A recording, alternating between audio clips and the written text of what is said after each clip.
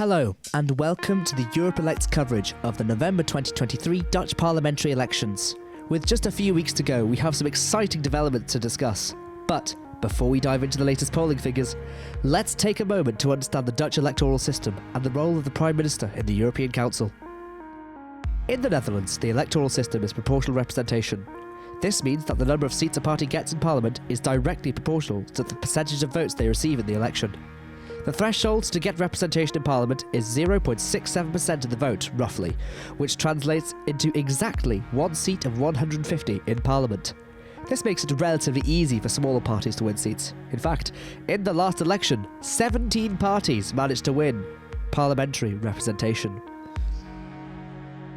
So what's going on in the lead up to this election?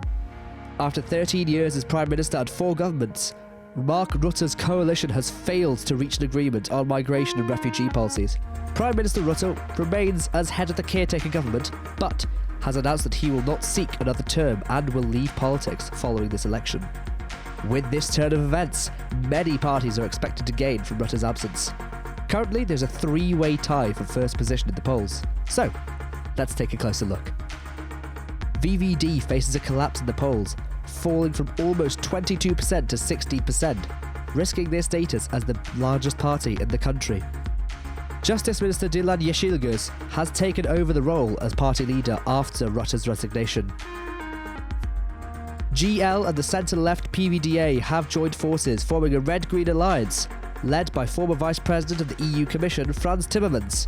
The alliance is polling at roughly 60%, holding steady. The gains made by this alliance are primarily from D66 and other left-wing and pro-EU parties, like the Animal Rights Party, PVDD, and the Euro-Federalist Volt. Dutch MP Piet Omtzigt has launched a new political party called the New Social Contract, or NSC, after he split from the CDA following the investigation of the Rutte III government, which collapsed in 2021. According to recent polls, NSC is in a tie with VVD and the Green Left PVDA at roughly 16% of the vote. Geert Wilders' PVV has seen only a small increase in polls to 12%, one of the few parties that has seen a gain instead of loss in voters. After an outstanding result in 2021, D66 has seemingly collapsed to under 5% of support. A similar scenario has befallen CDA, which has seen its support reduced to below 4%. The Socialist Party as well has seen a significant loss of support to below 3% according to polls. The Agrarian Farmers' Interest Party, BBB, which at one point was polling the highest and won the most seats in the provincial elections this term and the Senate elections earlier in the year, has seen its support decrease. Nonetheless, it is still expected to gather a little over 8% in this election.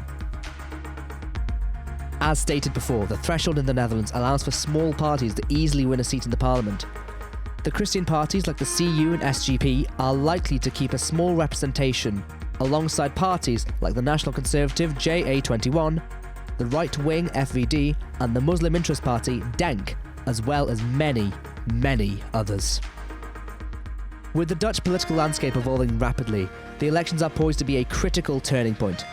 With Mark Rutte having resigned as leader of VVD and not running for re-election, it really is a 3-way race between them, the Green Left Labour Party alliance, and the New Social Contract to see who gets the plurality of votes and the right to form a government. While the Green Left and Labour alliance has stated that they wish to govern with the left and progressive forces, VVD's new leadership has shown willingness to cooperate with all, including the PVV. While New Social Contract will also negotiate with all parties except for PVV on the condition that they tackle, and I quote, actual issues. Thank you for tuning in to the Europe Elect's coverage of the Dutch parliamentary elections of November 2023. We hope you enjoy and make sure to check out our socials and see more at www.europeelect.eu.